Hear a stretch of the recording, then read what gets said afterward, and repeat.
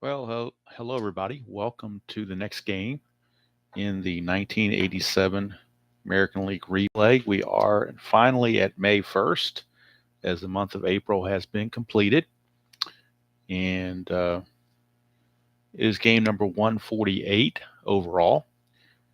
It is the Chicago White Sox and the Baltimore Orioles from Memorial Stadium in Baltimore. Memorial Stadium plays 1-3 for singles on lefties and righties, homers 1-11. But before I get going on that game, as promised, we will do a recap. Hello, Kenyon. Good to see you. We will do a recap of the month of April, standings and leaders and so forth. So try to do this on OBS to put the computer screen on there. It just didn't work for me. Hello, Jack. So I just printed everything out. So hopefully this comes out okay. We shall see. Printed in black and white, hopefully that will make a better contrast. At the end of the month of April, we have a tie in the American League East. New York and Milwaukee tied at 15-6. Toronto is a game and a half back. And then the rest of the league is under 500, including the Tigers. But the Tigers are probably going to go on a run here shortly and when they get some of those injured players back. In the West, the Oakland A's are 16-7. Definitely a surprise. They were only 9-14 in real world, so they are 7 games better than what they did before. But 6 games better are the White Sox. They were 10-8. They're 10-8, but in the real world, they were 6-12. So those two teams are definitely overperforming. The Twins are 3 games less than what they did in real world. And there's the breakdown of how the streaks they're on. Boston's on a 4-game winning streak. They were 2-16. They've won 4 in a row. Have the Red Sox. But the hottest team has won 5 in a row, and that is the New York Yankees, which is why they're in first place, or at least tied for first place, because they have won 5 in a row. Oddly enough, the home teams are 75-72, so there's not really much of a home field advantage in this league so far. All right, let's look at some more details on the stats. Hello, Ben and Dav. Good to see you. Look at the pitching and hitting for the two teams. The Brewers lead the league in hitting at 304. Toronto leads the league in ERA at 3.64. Detroit, what's hurting them is they're last in the league in hitting at 234. And Boston, of course, their troubles is pitching. They're the last in the league in pitching. Orioles, unfortunately for them, they're third from the worst in pitching, and they're second from the worst in hitting, which is why they're struggling. White Sox are kind of middle of the pack on pitching and middle of the pack on hitting, but they're winning the close games. Oakland is up there because of their pitching. Their hitting's not been that great, but their pitching's been really good. That's what keeps them at 16-7. There have been 367 home runs hit in the 147 games to date. League batting average is 260. League ERA is 4.58. And there have been a total of 1,917 strikeouts and also 177 steals. And they've been caught 67 times. Total of 244 errors as well. So there's been a lot of errors, at least for my feeling there has been a lot of errors, but maybe not. Maybe it's more average. Hello, Chuck, and hello, Hardwood. I can't promise anything, Chuck, because I don't know. That's up to technology. All right, let's look at the batting average leaders after the month of April. And we start out batting average leaders. Brooke Jacoby leads the league in hitting at 410. Molitor, who's on the injured list, is hitting 405. Pat Tabler hitting 402. So 3 guys hitting over 400. Let's see. Leader in doubles is Downing. Leader in triples is Nelson Simmons. Leader in home runs is Ruben Sierra with 9. Noakes has 8. And then you have Fielder, Downing, Davis, and Canseco with 7 apiece. Runs batted in, Molitor has 24. He also has 32 runs scored to lead the league in runs scored and runs batted in. And he's second in hitting as far as average goes. So he's up there in doubles. And I don't see him on triples, but he's up there everywhere else. Ricky Henderson leads the league in walks. No surprise there. Him and Ken Phelps are tied for that. Let's see. Don Baylor leading the league in hit by pitch. There's really no shock there either. So over here on this part of it, Alfredo Griffin leads the league in steals with 10. Let's see, the longest hitting streak right now is 15 games, which is held by Julio Franco. Current streaks, Fisk has a 9-game hitting streak and Scott Bradley has a 9-game hitting streak. Leader in slugging is Don Slaught, which is a little bit interesting. On-base percentage, Molitor again leads. OPS, Molitor leads. Runs created, Molitor leads. So that's that section. Let's see. We've got fielding, but really I don't know if there's a whole lot to talk about on fielding here. These are some of the worst fielders, I guess. They're making the most errors. Unfortunately, Wally Joyner is only fielding at 667. He's had some rough fielding outings, apparently. All right, let's see here. We look at our pitching. That's at the very bottom. Jimmy Key leads the league in wins with 5. McGregor is tied for the league lead in losses with 3. And let's look at ERA. Rich Dotson leads it with 1.17, but Jimmy Key is right behind him. So Jimmy Key is the player of the month of April for the pitcher of the month for April, I should say. 5-0 with a 1.38 earned run average. Leads in league in innings pitched, right there with Dave Stewart. And let's see, what else do we have here? A couple, complete games. Several pitchers have 2 of those. Jay Howell leads the league in saves with 6. And let's see, is there anything else? Nothing really fascinating by those. Let's see, is there anything else on here? Strikeout leaders, Mark Langston leads the league with 38. Clemens and Hurst have 35 apiece. Phil Niekro's balked 4 times to lead the league, and Candiotti has 6 wild pitches to lead the league. Jack Morris is leading the league in gopher balls, giving up 10. Let's see here. Anything else of note? Let's see here. Not really. Don't see a whole lot there. Just some interesting stats for those that are into the numbers. There you go. That's where we are at the end of the month of April. The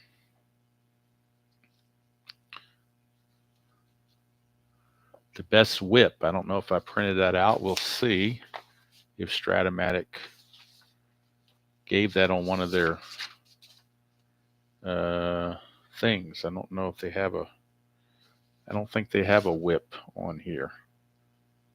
Not that I can tell. I don't see anything with a whip on it. So I do not know on that one. All right. So with that out of the way, you can see where we are at the moment. And now we're heading to May 1st. Scott McGregor enters the game hitting with a record of 1-3. Floyd Bannister is 2-0. Pitcher catcher hold. McGregor is a -1. Kennedy is a 0 for a -1. Bannister is a -2, but Karkovice is a -2, so that's a -4.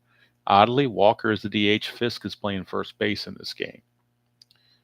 Ray Knight has been injured. He's not on the roster for the Orioles, so Rene Gonzalez will be at third base in his stead. Everything else is pretty much status quo as far as I can tell. No, Dav, they did not start Floyd Rayford. He is on the bench, but he did not start.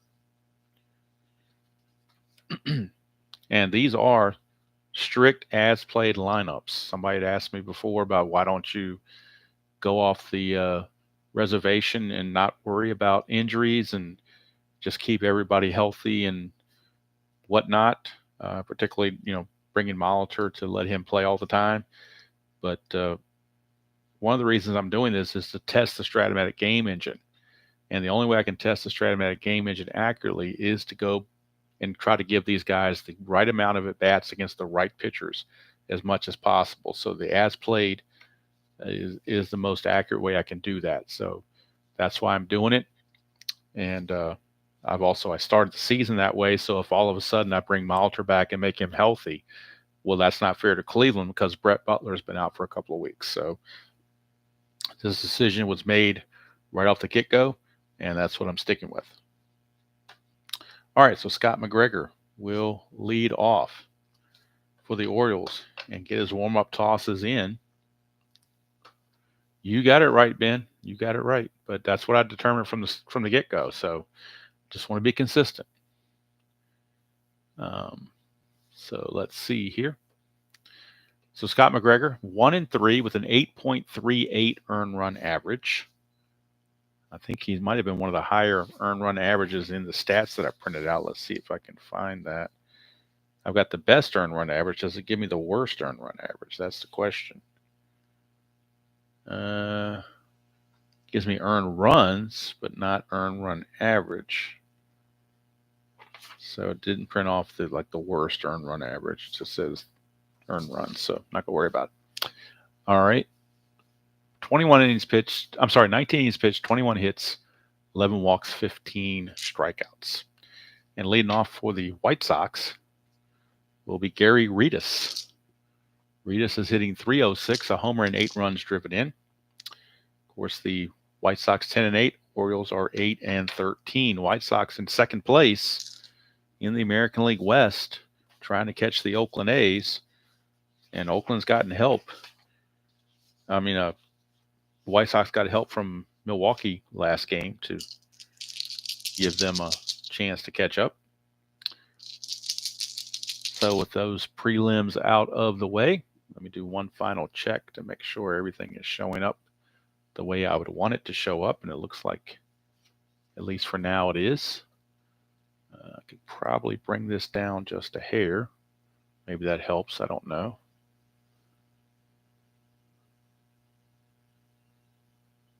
Very cool, Ben. It's been a wonderful year, I'm sure, for you to do that. This is the first year I hadn't bought the Strat set order from Strat, around opening day. It's the first time I haven't done that in years because I'm really just not. First of all, 1970 doesn't interest me. 2024 doesn't really interest me, and I'm up to my eyeballs in this replay. So I'm going to be using Strat 87 for quite some time. Hello, Philip. Good to see you. All right, so we are ready to go. McGregor. Yeah, Ernest, the beginning is going to show all the stats and everything, so you can just go back and watch it later, and you can catch up on all the stats. So Gary Redus will lead it off. And if I didn't give his numbers, he's hitting .306, a homer, and 8 driven in. And we're underway, 5-7.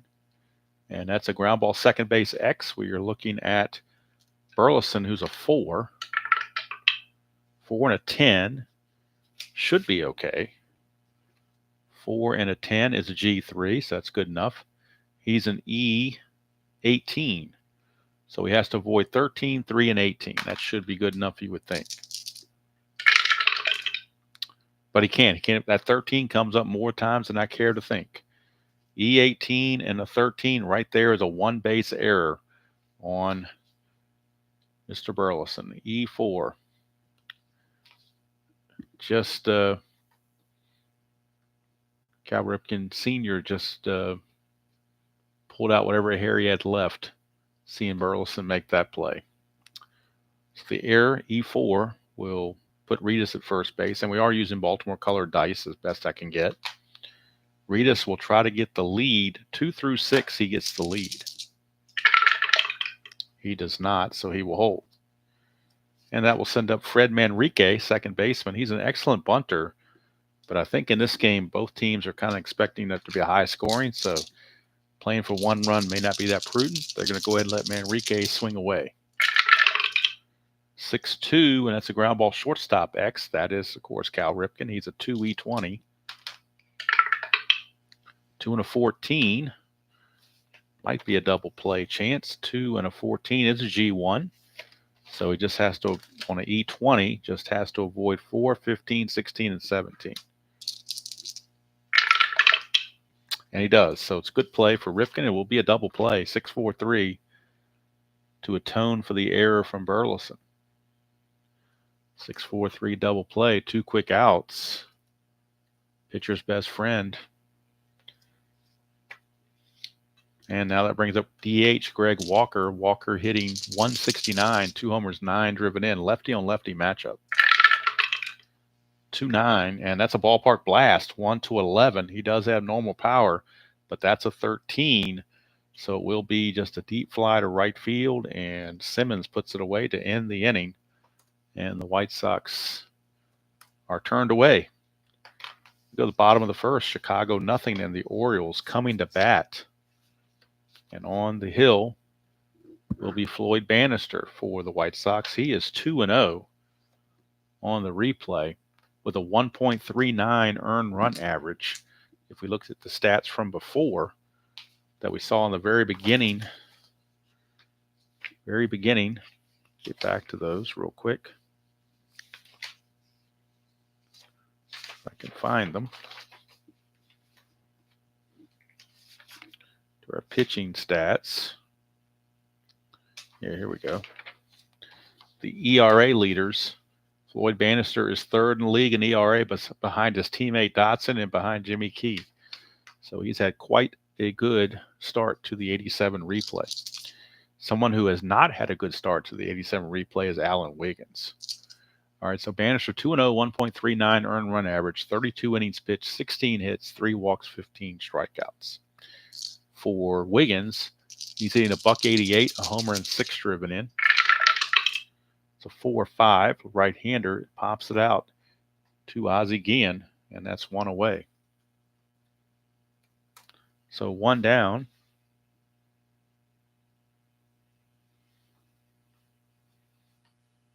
Hello, Captain Carl. Good to see you.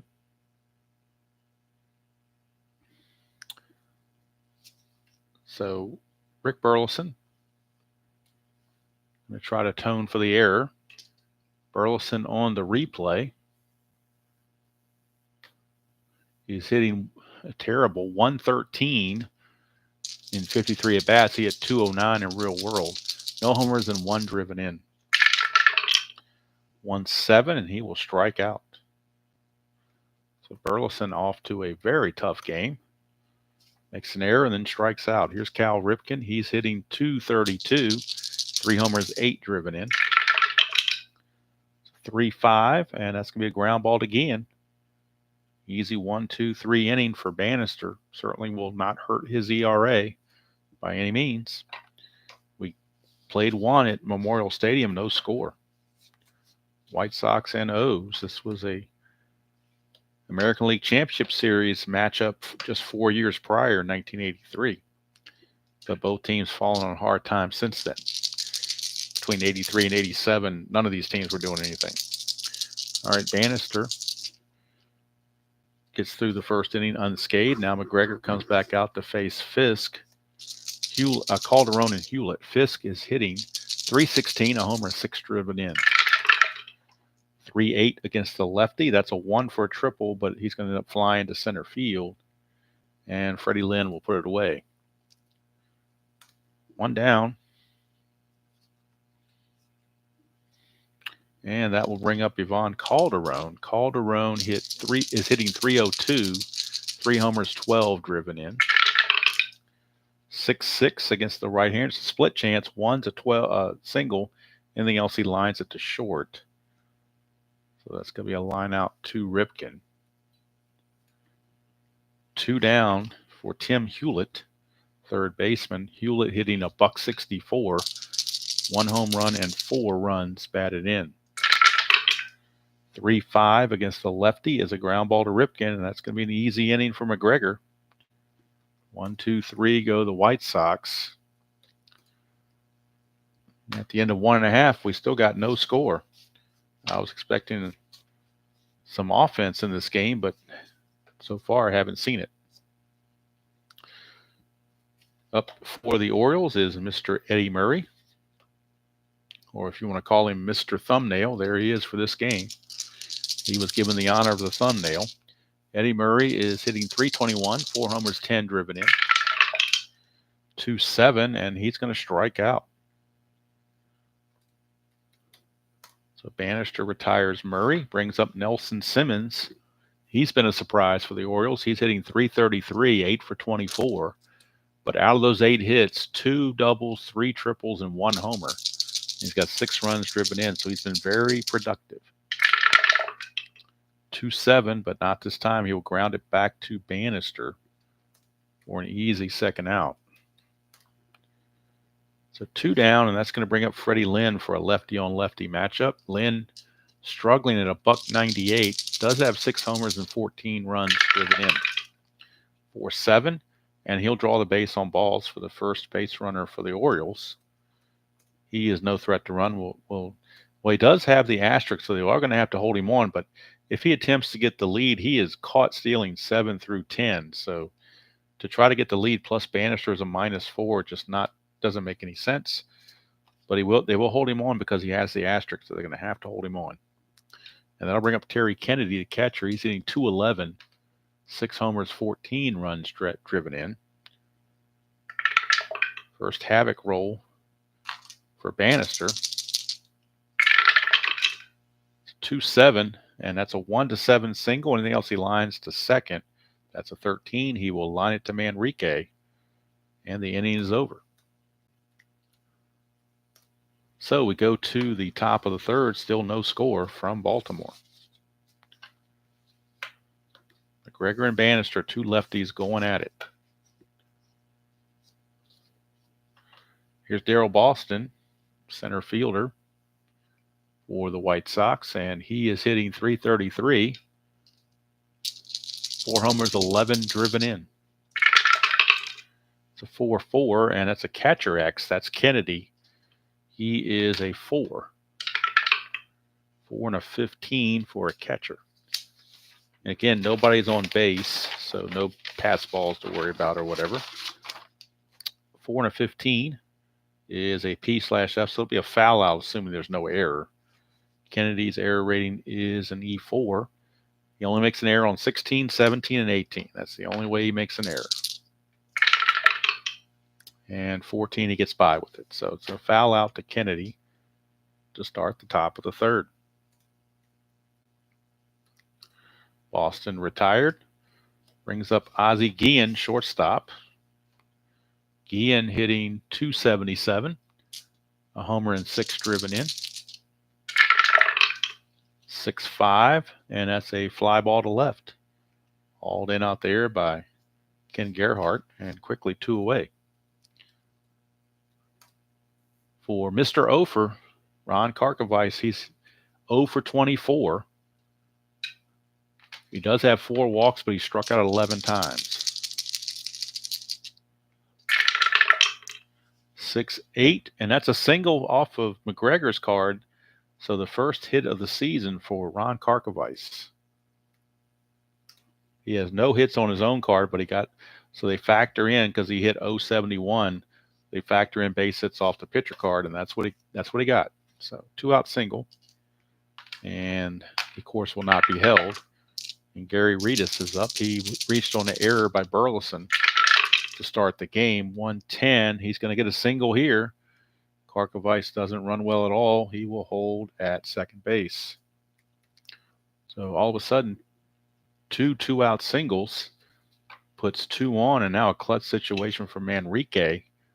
In the clutch, he loses a hit on 3-7.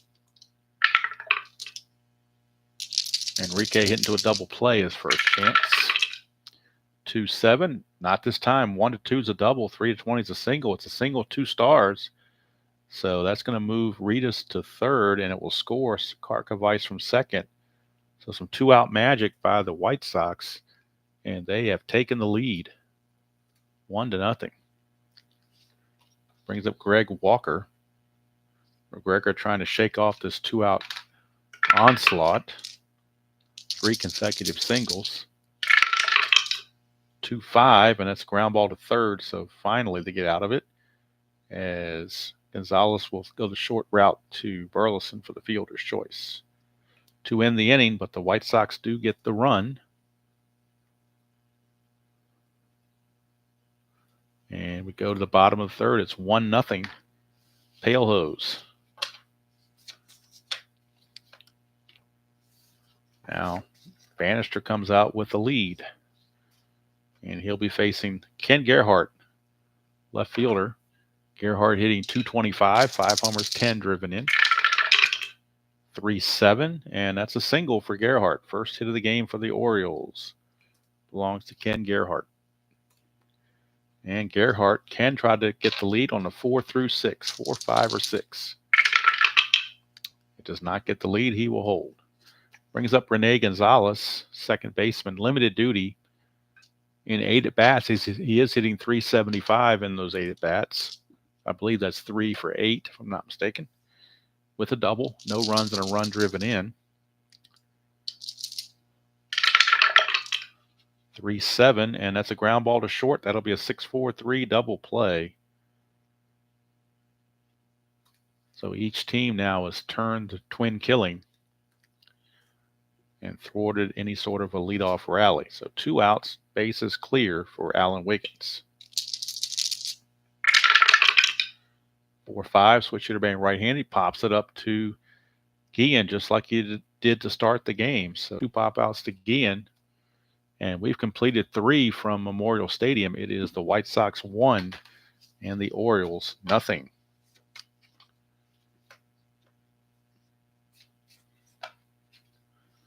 We go to the top of the 4th. It'll be Fisk at first base leading off. Then Calderon and Hewlett.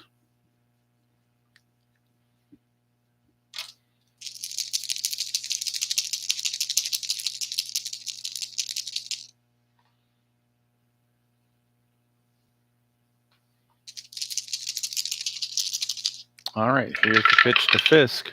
3-7, and that's a ballpark blast. 1-11, but that's a 12. So warning track power, deep fly to left, and Gerhardt will haul it in.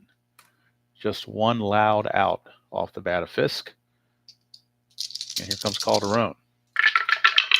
Whoa, we got hop and dice. We're going to re-roll everything.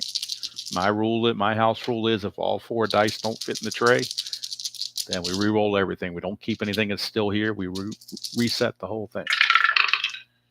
1-5, and that's no doubt about it, home run right there. 1-5 for Calderon. It's a blast, and it's gone. That's home run number 4 for Ivan Calderon. RBI number 13, and the White Sox take a 2-0 lead. Solid blast, and all Gerhardt could do was look at it. Up into the cheap seats. Home run number 4 for Calderon. 2-0 White Sox. As McGregor gives up the gopher ball.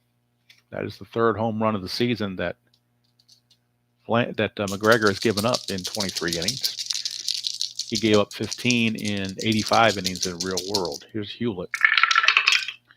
6-9, and that is a fly center. Fred Lynn puts it away.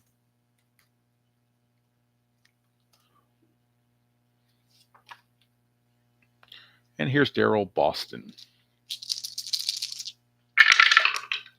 3-9, and that's a single for Boston. 2-out single. And he's going to look to get the lead. Needs a 2 through 7 or an 11. Does not get the lead. He will hold. For Ozzie Guillen. 2-12 for Guillen as a ground ball to third. And again, Gonzalez will go the short way to Burleson for the force. 5-4 if you're scoring at home. And do I need to belabor the point that you should be? All right, so bottom of the 4th we go. 1-0 Sox. And Rick Burleson will lead us off. Rick Burleson will lead us off because Wiggins made the last out of the previous inning. Burleson strikeout victim his first time up. 4-7. Ground ball second base X. That's Manrique. He's a 3E13. 3 and a 7. He'll get to that. No problems. 3 and a 7 is a G3. That's good enough. He's an E13. He's got to avoid 14, 3, and 18. 13, he just barely does. So a tough hop, but he handles it. And one second baseman throws the other one out. One away for Cal Ripken. Ripken grounded to Guillen his first time up. 5-6, and that's going to be a ballpark blast for Ripken. 1-11, that's gone. Look at it again. Ripken, right-hander, 5-6 against Bannister, is a ballpark blast. He, of course, has normal power. It's 1-11, that's a 5. Cal Ripken just ties this game with home run, the 4th home run of the season for him. So each of the home runs are the 4th of the seasons for each of the players. So Ripken, his 4th home run, RBI number 9. And the Orioles have just tied this ball game. Had to run apiece. This one will bring up Eddie Murray. Murray struck out his first chance. 1-9. He just missed a chance for a home run on a 1-10, but a 1-9 is a ground ball to third. And Hewlett will throw over to first for the easy play. 2 down, and that's going to send up Nelson Simmons.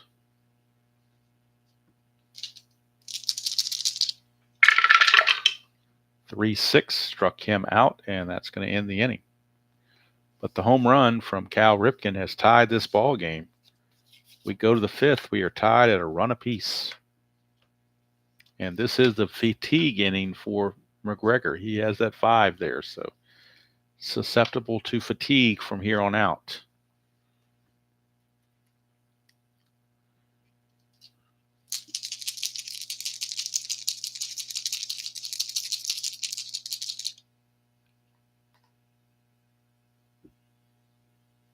You know what? You are correct.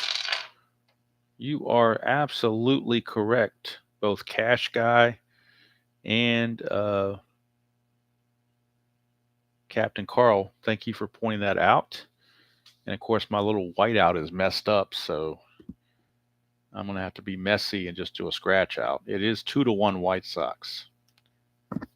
It is 2-1 White Sox. Computer has it correct. So if it's wrong here, I've at least got it right on the computer. It is 2-1 White Sox. In fact, I give a quick recap for the White Sox: 2 runs, 5 hits, and no errors.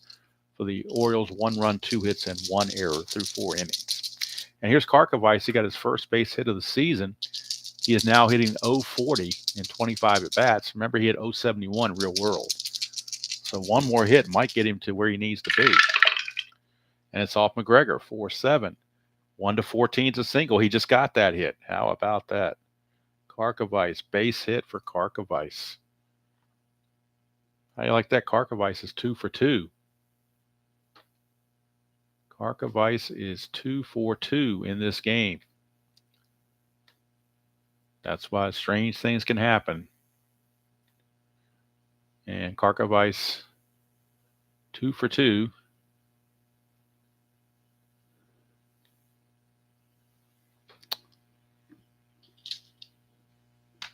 And he will have to be held because he has that asterisk there. So he's going to try to get the stick with a stick, cannot do it.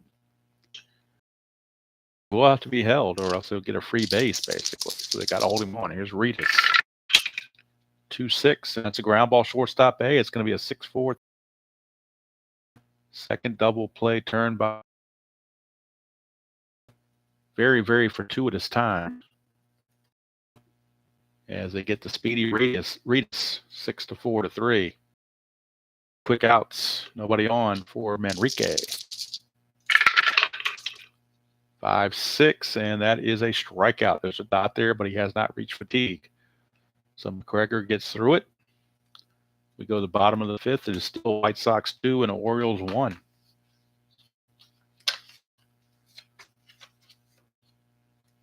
So McGregor can continue without fatigue.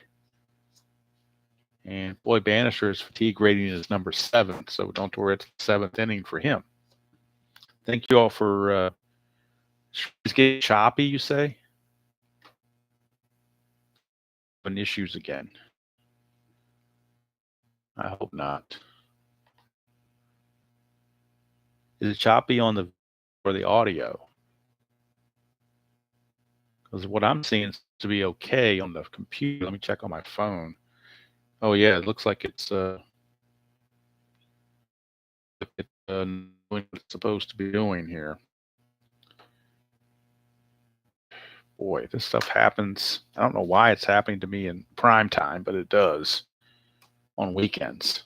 I don't use this problem on weeknights, but on weekends I definitely have problems.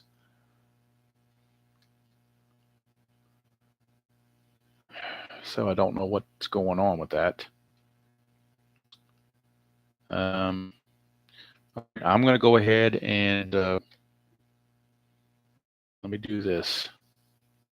Is that what it is? Everybody's screaming the conference tournament should be on regular cable unless they drop the cable.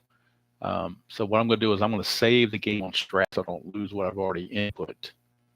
I'm going to save this game, and then I'm going to do a straight shutdown like I did last time and see if that will, when it comes back, if that refreshes it somehow. So we're going to do a reboot, and we come back, it'll be the bottom of the fifth, Baltimore trailing 2-1. But hopefully when I do this reboot, it won't take very long. Should be just about 2 minutes maybe. So let me do that, and I'll be right back.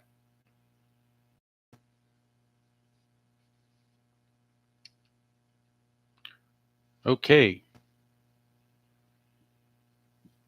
Let's see if I can get back in.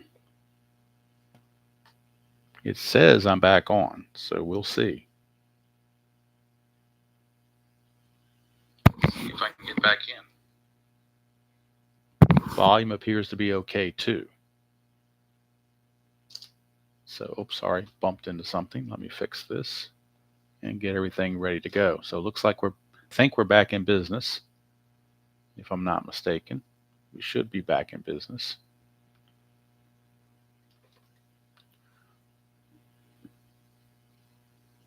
I think we are back to being good to go. Back on the air, yes, sir. Hopefully we stay that way. All right, so we're picking it up bottom of the fifth, 2-1 White Sox. Freddie Lynn, the batter. That's a 3-8. Bannister to Lynn as a fly to center field, 1 away. I don't know if trying to score it on Strat shouldn't have anything to do with the internet, I wouldn't think, because that's just for my computer, so I don't see why that would be a problem, but I don't know.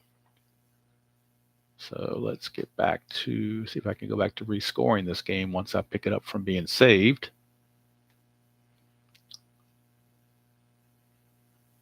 There's my game.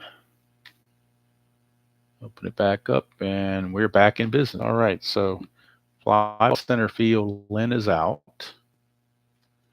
1 away, and looks like everything is in good shape for now. We'll see. Hopefully Tabby has nothing to do with this. Here's Kennedy. 2-5, and that's a ground ball to second. Enrique is there. 2 down.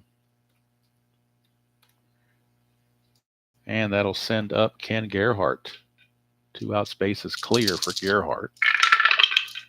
2-7, and he's going to strike out to end the inning. So 5 innings are in the books, and the White Sox still clinging to a 2-1 lead. I do need to, when I go to Walmart tomorrow, we'll get some more correction tape.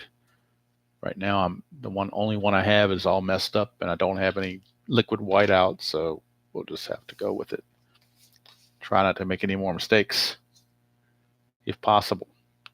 All right, so McGregor's back out. He has not reached full fatigue as of yet, so he still should be able to continue.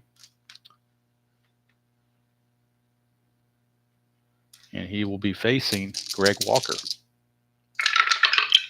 a 1-6 for Walker, and that is a strikeout.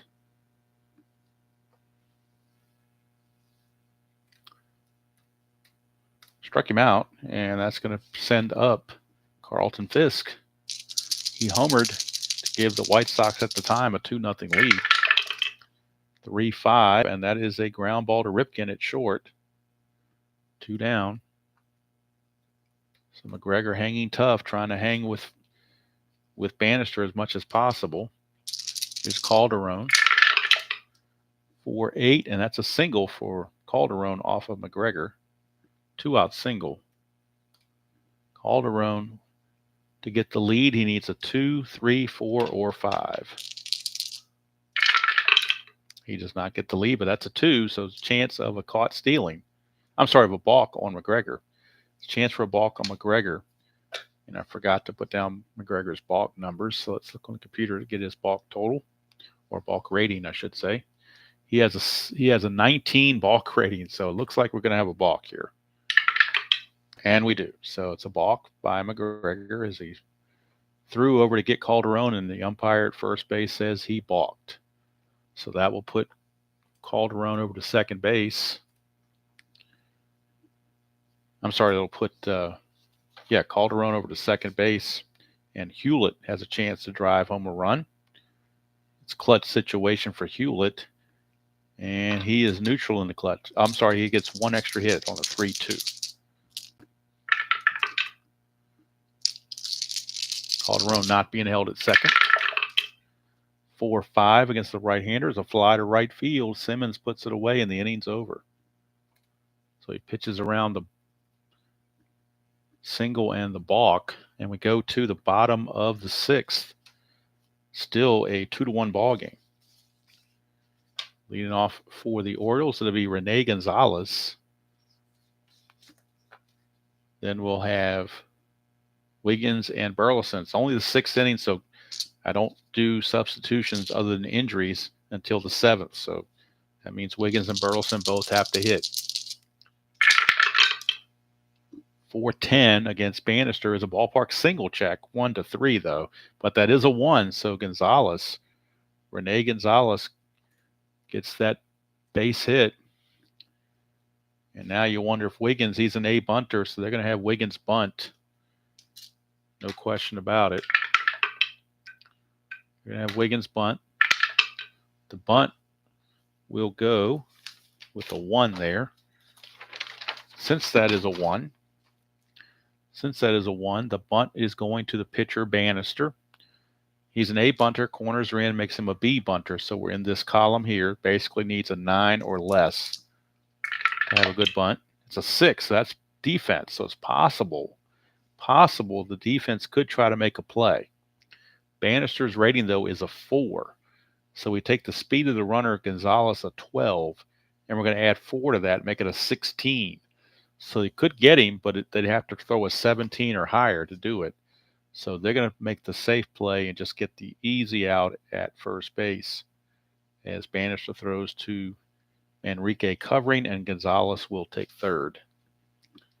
So the good sacrifice.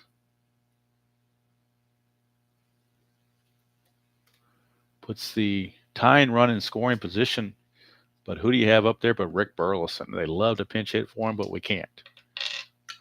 At least not in keeping my rules. So 3-9, and that's a fly ball to left field, 2 down. So at least Cal Ripken has a chance in a clutch situation to drive home the tying run. Did I roll a 310? What was 310 on Burleson? Oh, you were right, Ben. You were correct. It was a 310. I misread it. It's a hit by pitch. So hit by pitch. Let's put runners at first and second. Good catch, Ben. I don't know why I didn't see that, but sometimes these dice are easy to misread, I should say. So hit by pitch puts 2 on with 1 out for Cal Ripken. It's not a clutch situation now because there's only 1 out. But Ripken is up. He homered his last time up. That's a 4-8, and it's a strikeout for Bannister. 2 down. It's going to be up to Eddie Murray in a clutch situation. Murray in the clutch against left-handed pitching loses a hit on 1-2, and everything else is neutral. I'm sorry, 1-3 he loses a hit. 1-3 he loses a hit. That's a 2-12, but that's going to be a foul out to Karkovice, and the inning's over.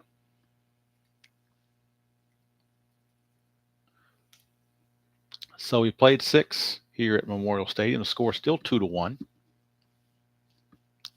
Before the next Strat game, I will have fresh correction tape, so we won't go through this anymore. All right, so here's Daryl Boston to lead it off against McGregor. Boston's 1 for 2. 4-9, and that is a leadoff walk. And now the Oriole bullpen has picked up some activity. Dave Schmidt, a right-hander, is loosening in the Oriole bullpen. Let's see, Boston to get the lead, 2 through 7 or an 11. It's a 6. He gets the lead, so he will go. 15 being held as a 13, -1's a 12. 1 to 12, and Boston will steal it. And he gets thrown out by Kennedy. Wow. Kennedy threw him out. Ripken puts on the tag, and that's going to be a caught stealing. 2 to 6. And Boston's out of there. That'll bring up Ozzie Guillen. 2-7 for Guillen. Pops him up to Ripken. 2 down.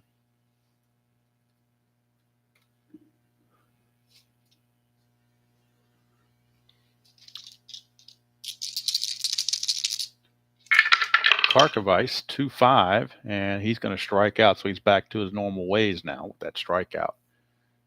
He was hitting 077 coming into this at bat when he really hit 071 in real world, so this strikeout gets him a little bit back to normal, and that's going to end the inning.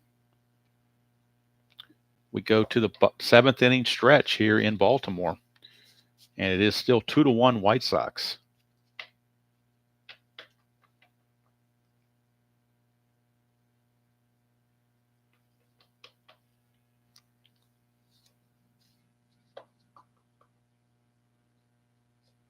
Nelson Simmons back out, and this is the fatigue inning for Bannister. Number 7 is his fatigue inning. Somebody asked earlier, Nelson Simmons was a former Tiger. He was with the Tigers in 86 and 85, at least those 2 years. Because on my Strat computer, the card image I'm using for him is the 1986 Topps card where he's with the Tigers. All right, so Bannister will be facing Simmons to start things off. 2-7, and that's a ground ball back to Bannister. 1 down. That brings up Freddie Lynn. 6-7, lefty, ground ball shortstop X. Guillen's a 2E21. 2 and a 19, he'll get to that, no problem. The E21, if we look at the shortstop column, E21, 6, 15, and 17. Those are the 3 numbers to avoid. And he does. So it's a good play for Guillen. Throws out Lynn, 2 down for Terry Kennedy.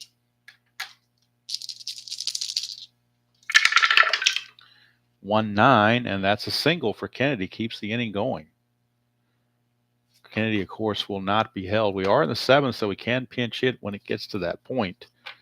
So, but right now they're going to let Ken Gerhart swing away. So let's update the thing here. Ground ball to pitcher. Ground ball to Guillen. And then Kennedy singles. And now we're at Gerhart. Nothing on the havoc. 112, and that is a ground ball to short. Easy play. Fielder's choice for Guillen.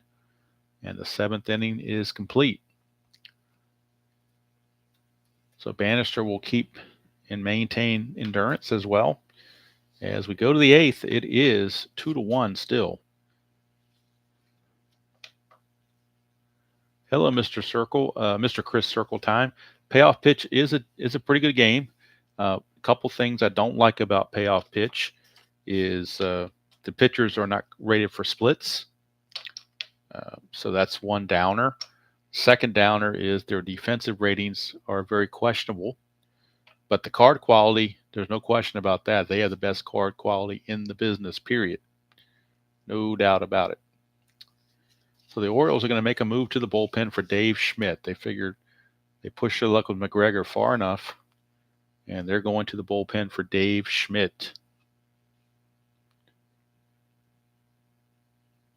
So Schmidt will come on and face the top of the order here in the top of the 8th, but we'll get the numbers on McGregor. Very good numbers for him. That's for sure. In this ball game, McGregor goes 7 innings. He's going to give up 7 hits, 2 runs. They were both earned. 1 walk and 3 strikeouts, and of course the home run to Calderon. So probably deserved better fate. Can't win it, he can lose it.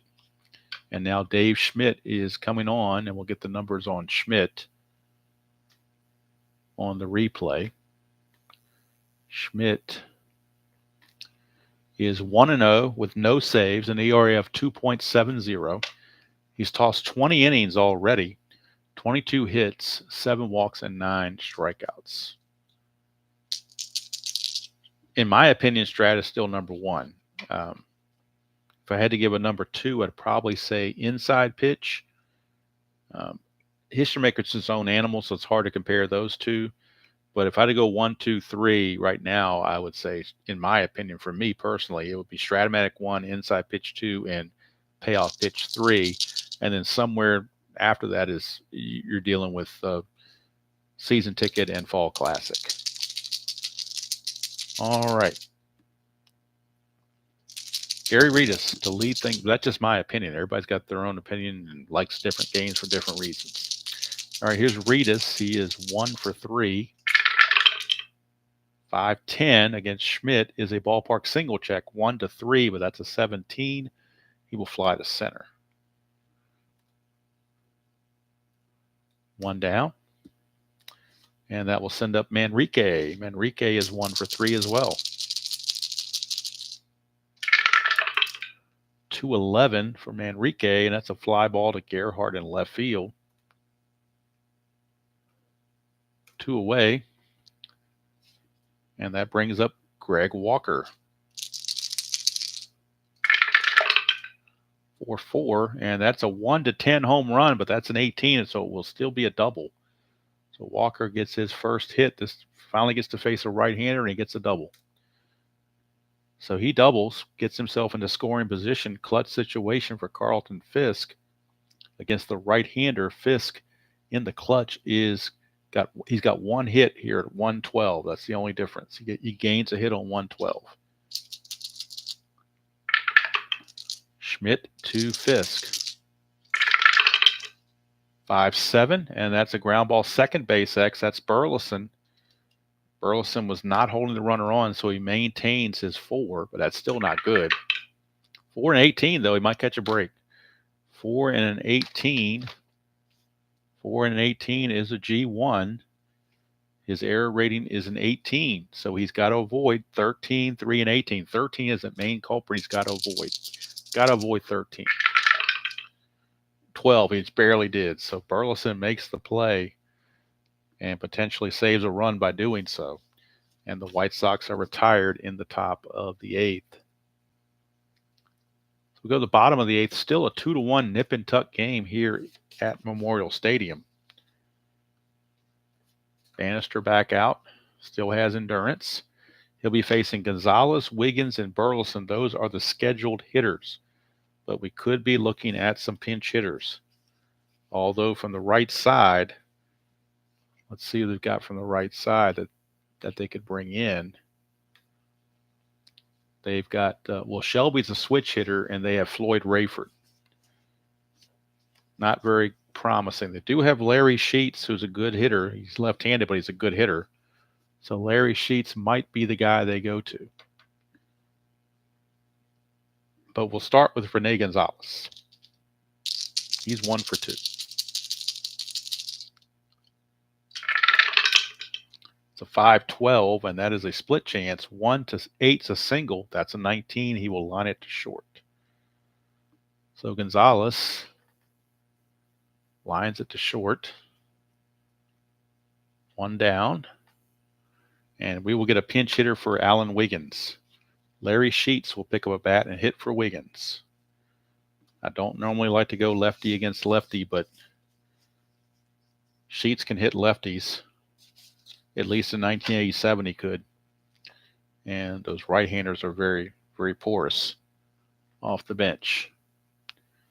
So, pinch hitting time for Wiggins. It will be Larry Sheets. Sheets will stay in the game to play DH. On the replay, Sheets is hitting a $171. No homers, 2 driven in. 2-6, and he's going to get a base hit. Base hit, Larry Sheets. Now, do they pinch run for Sheets? He's a 1-9, so you would think they'd pinch run.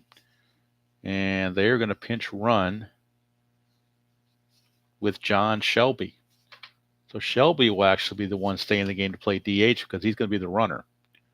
So Shelby will pinch run for Sheets. Stay in the game to play as the DH. So that brings up Burleson, but he will not hit, and we will get, much to my chagrin, Floyd Rayford into pinch hit. Rayford will stay in the game to play third base, and they will move Gonzalez from third to second. So let's get Floyd Rayford in there. Rayford pinch hitting in the 8th. Will stay in and play third base in the 9th, and then Gonzalez will move to second base in the 9th from third base. He will go to second base. But John Shelby is your leadoff, or is your runner on first base. Now he runs at a 14. Not a base stealing threat, but he's a good runner. So Floyd Rayford it is.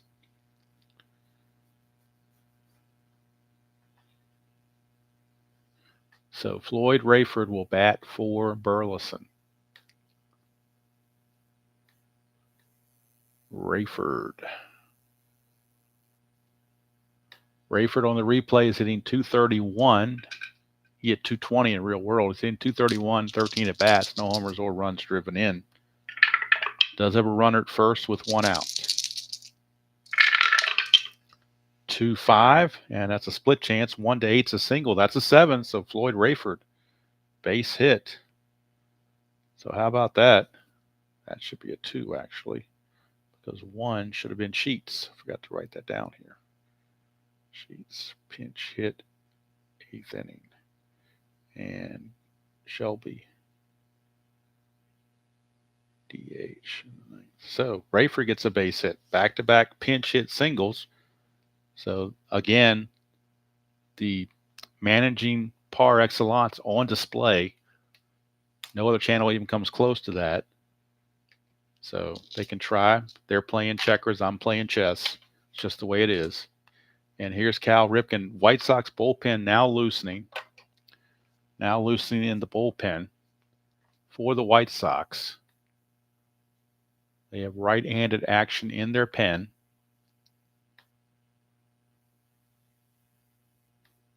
And it is Bobby Thigpen. Bobby Thigpen loosening in the bullpen. Thigpen in the bullpen for the White Sox. But they're going to let Bannister continue against Ripken. He has not hit full fatigue just yet.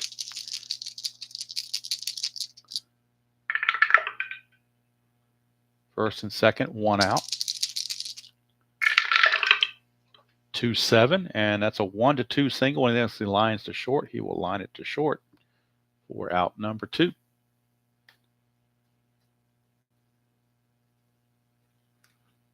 So 2 down, and here comes Eddie Murray in a clutch situation. Switch hitter, so do you bring in Thigpen and make him bat left-handed, or do you keep him batting right-handed against Bannister? Boy, tough call there. The Strat computer, we look at what he's got here. Let's see if they give him where's that little rating where they do they say he's even. He doesn't have an advantage lefty or righty, so it's really up to manager choice right here. And it looks like they're going to make the move to the bullpen. So Bobby Thigpen it is. He's going to come on and relieve Bannister. Bannister can win it. He could also lose it if both those runs score. But Bobby Thigpen, a fresh arm, is going to come on to pitch. And that is the call that Jim Fregosi has made. He's made a call to the bullpen. And we'll get Bobby Thigpen On the season, Thigpen hitting is 2-1 with 4 saves, an ERA of 0.84, 11 innings pitched, 5 hits, 1 walk, and 11 strikeouts. That's why you're bringing in Thigpen. They're going to turn Eddie Murray around to bat left-handed. 2 outs, clutch situation. In the clutch against a right-handed pitcher, he loses a hit on 1-3, same as he did against lefties. So he is truly even up lefties or righties. It's a 3-9, and that's a ground ball to third. That'll do it. Hewlett will flip to Manrique at second, and the threat is over. Again, the proper call made by the manager. No surprise there whatsoever. And we go to the 9th. It is still 2-1 White Sox. Schmidt is still back in the game. He didn't pitch that much, so he's only pitched 1 inning, so he's certainly got some fatigue to go. We'll get the numbers on Bannister. But first of all, Rayford will stay in the game to play third. Rayford to play third base. And Rene Gonzalez. Rene Gonzalez will move from third to second. And that's where we stand right now. All right, so Schmidt facing Calderon, but I want to get the numbers on Bannister. Finish up his line. He went 7 2/3. Gave up 6 hits and a run, which was the home run to Ripken. That's the only run he gave up. 1 walk and 5 strikeouts. And if they hold on and win the White Sox, they'll be 3-0. And it certainly didn't hurt his ERA either. But we're in the top of the 9th, and White Sox looking for some insurance runs against Dave Schmidt.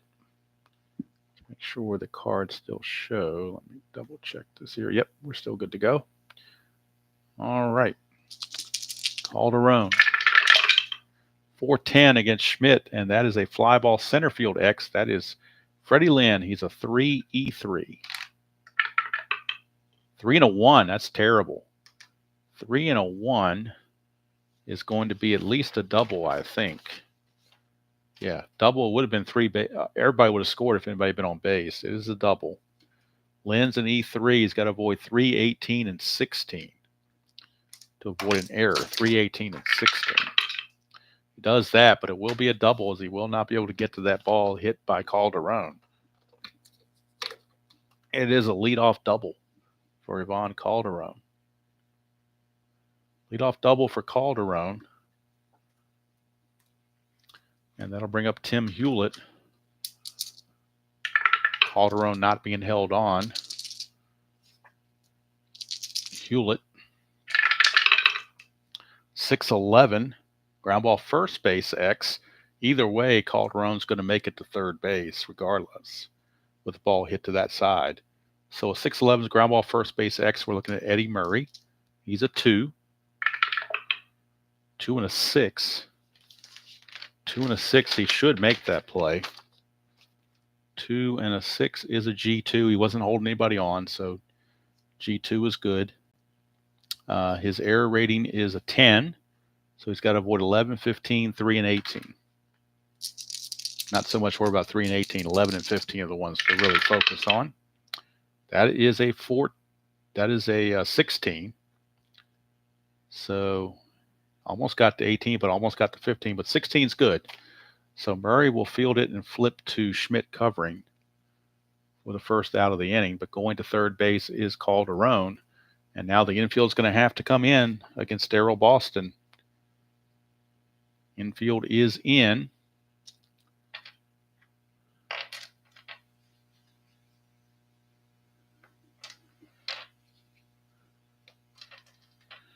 All right, infield is in. Schmidt trying to get out of this, facing Boston rather.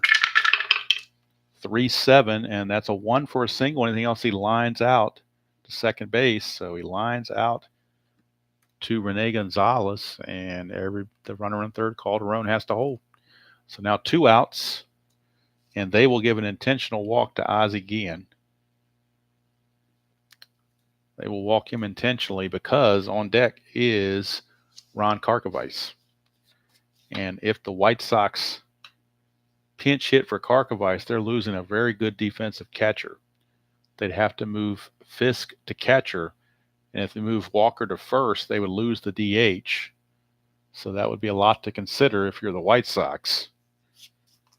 That's why the intentional pass. Now the question is, do they pinch hit for him anyway? They could bring somebody else in to play first base, or they could bring Ron Hassey in to catch, although he's a horrible catcher. And if they wanted to pinch hit, who would they bring in to pinch hit?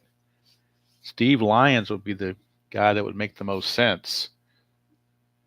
So they're going to pinch hit for Karkovice. So Baltimore, Cal Ripken Sr. has put it in their hands and played a bluff, and they called this bluff.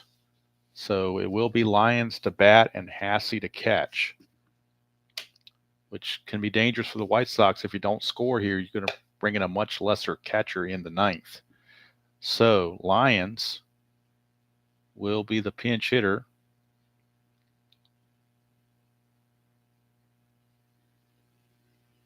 And then the catcher, Hassey, will catch in the bottom of the 9th.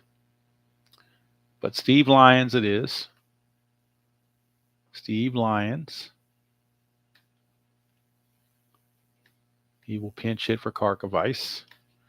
Lyons is hitting 300. He's 3 for 10 in limited duty. No homers or run, and 1 run driven in. Runners are at the corners. Guillen. Do they want to hold Guillen on? They will hold him on, but he won't go anywhere. They want to give Lyons a chance to bring the run home against Schmidt. Schmidt to Lyons. 3-6, and that's a 1-8 single. That's a 5. There's a base hit. And once again, the managing is on display for everyone to see. RBI single for Steve Lyons. Pinch hitters are now 3 for 3. And is the White Sox taking a 3-1 lead as Steve Lyons and Tigers and Bears, oh my, comes through with a base hit. So I'll bring up Gary Reedus. Now a 3-1 game.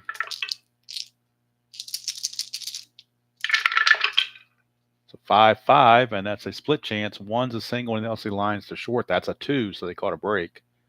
Liner to short to end the inning. But the White Sox get that all-important run as they put conventional wisdom to the side and pinch hit for their defensive star catcher to get that extra run chance, and they paid off in spades. So that's going to do it for Schmidt. His day is done.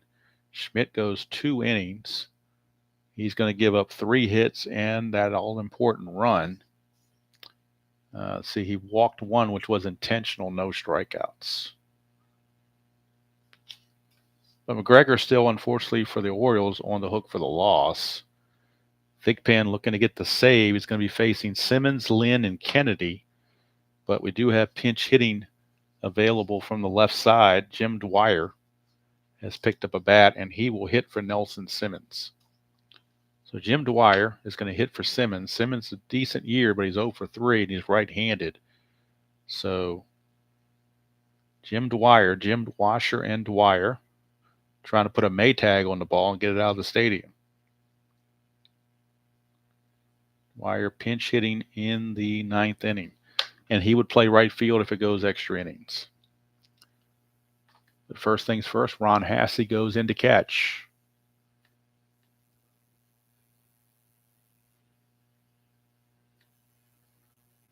And now coming in to pinch hit is Jim Dwyer. That's going to clear the bench for the Orioles. They've used everybody.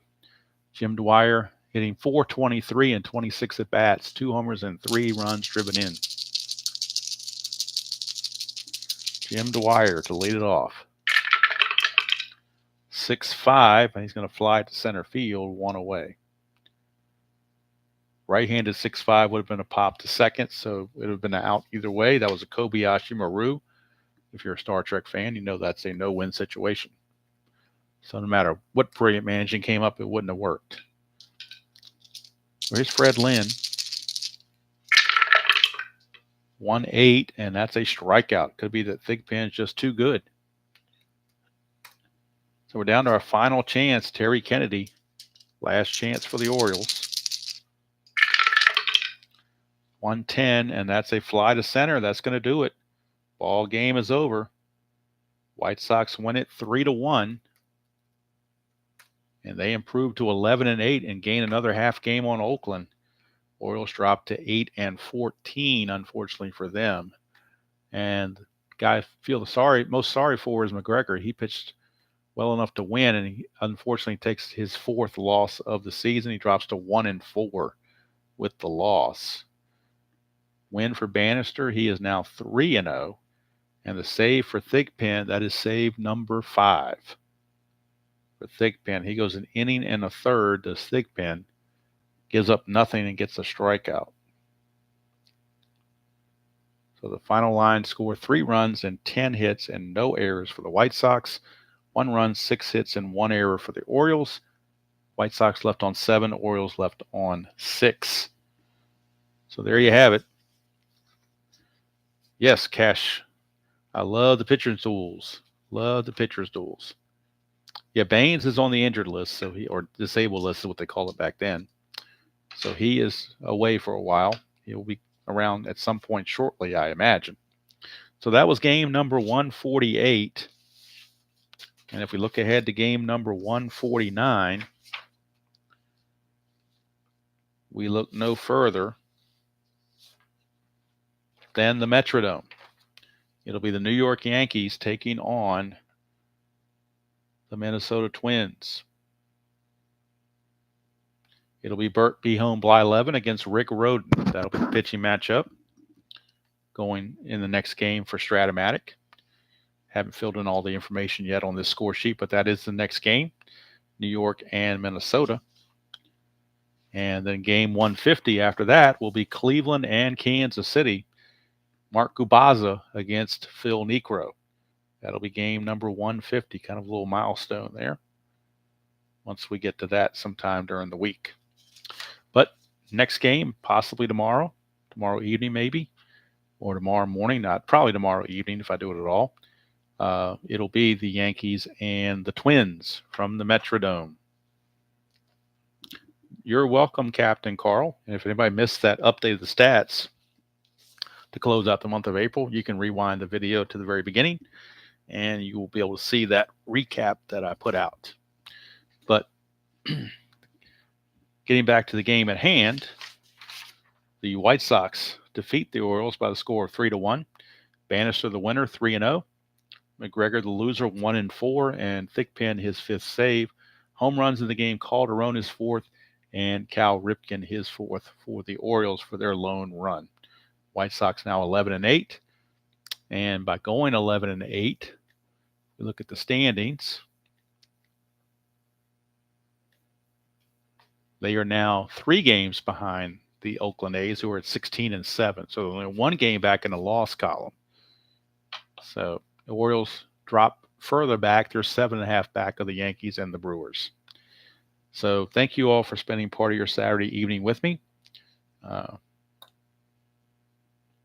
and enjoying the Strat-O-Matic experience, hopefully as much as I am. I do like the other games, but still to me, Strat-O-Matic is number 1. So that's going to do it from here. Till next time, enjoy playing whatever game you choose to play, however you choose to play it, and I will see you all down the road.